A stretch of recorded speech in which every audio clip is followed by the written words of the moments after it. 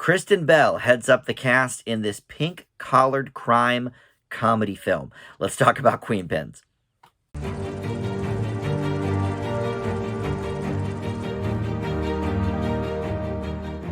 Hey guys, Dan here. This is Dan Reviews It. Welcome to my spoiler-free review for the new film Queenpins. You can find it now on Paramount Plus if you happen to have that streaming service.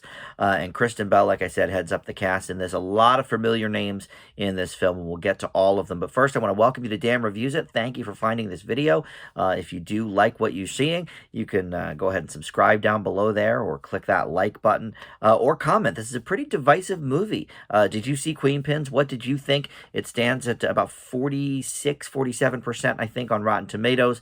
But the audience grade, much higher, in the 80s. So, you know, as often happens with movies like this, where do I fall? Maybe somewhere in the middle. But let's talk about it. So like I mentioned, this is a pink-collared crime film. I'd never heard that term until this movie, but apparently it is a thing. It's largely women stealing from their offices, stealing a lot of money, laundering money, what have you. In this particular case, this gal Connie, played by Kristen Bell, devises a scheme with her good buddy Jojo, played here by Kirby Howell Baptiste, and they are sort of extreme couponers, and stumbled on this idea that, oh, well, if we complain to a company, they will send us a free coupon to try whatever their product is again.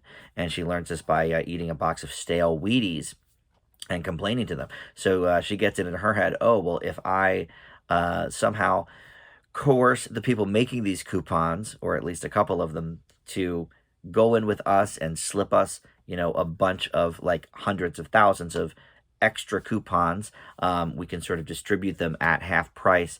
And so they set up this website and do it that way. But a lot of people find out about this, including the corporations, that they're sort of, you know, cheating out of all this money, but also the FBI finds out, and there you go. So some of the other people involved in this movie, we have Joel McHale playing Connie's husband, Rick. They're a bit estranged.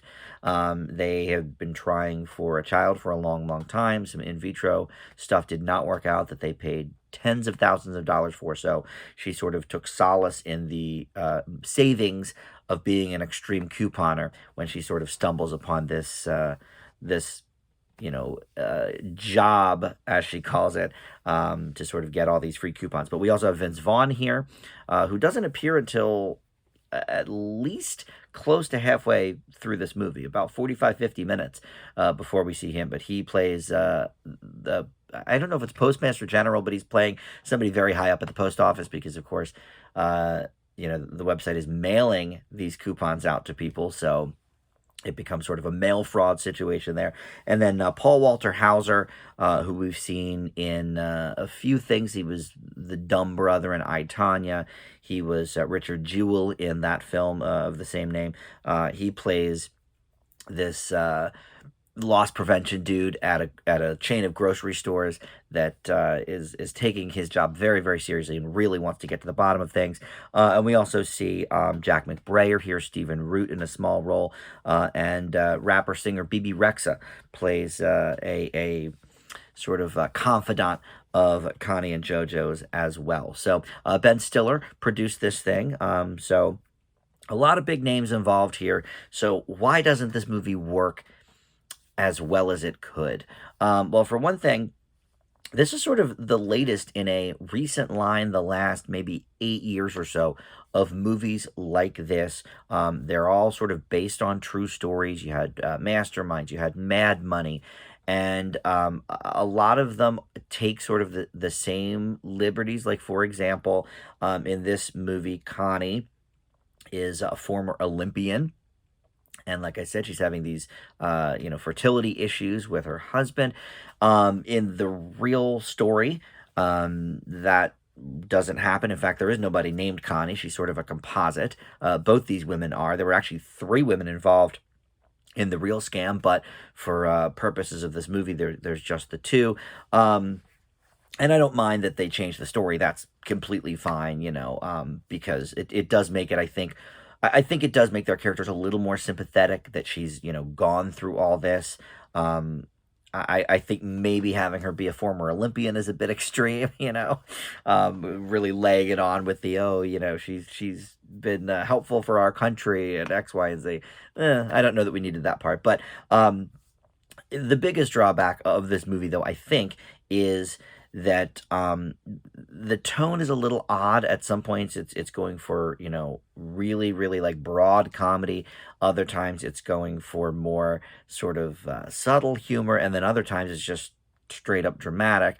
But the worst part, I think, of the film involved in that tone is the guy who works as the loss prevention man. Paul Walter Hauser plays him, and like I said, he was Richard Jewell in that film.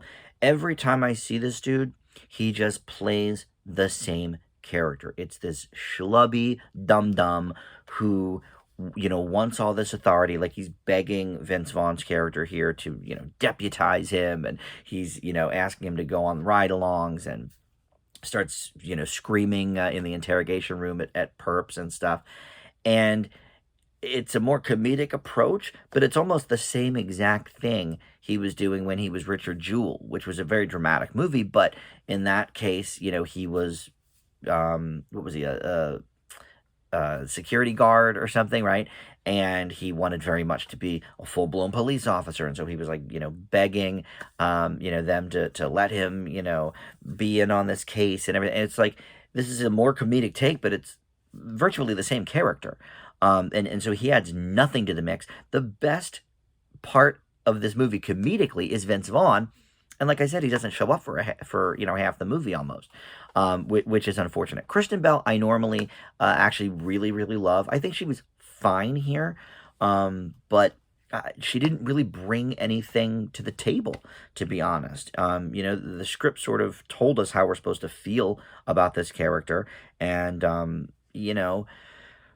she sort of has this aw shucks quality, sure, and yes, she's always very positive. Oh, watch the pennies and the dollars, will follow, or whatever she says. But it's just sort of generic in the approach.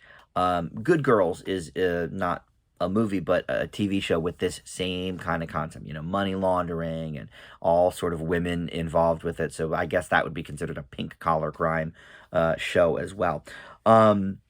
But I will admit that the chemistry between Belle and Howell Baptiste is really solid. You do believe that these ladies are, longtime friends, and it makes sense because the two have worked together on both Veronica Mars and The Good Place. So, they've obviously forged a friendship in real life, and so that does translate onto the screen. But overall, I just found this movie very generic. I don't regret watching it. I didn't really get many laughs out of it, I would have to say, except for maybe the Vince Vaughn character. And I would say it's probably only slightly lesser of a movie than like a Masterminds. But still, that movie wasn't all that great either. I think I gave it like a C+. So these movies, I'm not sure exactly what the formula is that would work. The TV show Good Girls, I do really enjoy, so maybe it's somewhere with that and that chemistry. But there again, we get hours and hours and hours over many seasons to get to know these women. Here we have, a little less than 2 hours to sort of flesh everybody out. And it just wasn't quite working for me. And I don't mind, though, that they changed some of the things from real life. Like, I don't think we necessarily needed a third woman to follow here in this movie. I think just that the two of them work out very well together. But it's got, all the tropes that we always see in movies like this. It starts with a flashback of the cops busting in on her at 3 a.m, hands up, and, the voiceover says, well, let me back up the story and tell you how we got to here. And we see montages of them buying all the things with their money, and, it's just a lot of stuff we've seen before. But again, I don't regret watching it. It is going to be a slightly negative grade, but it's certainly far from like an awful movie. Just kind of generic. So I'm going to leave Queenpins with a C-. All right, that is going to do it. Thank you so much for watching, and we'll see you back here next time. Bye.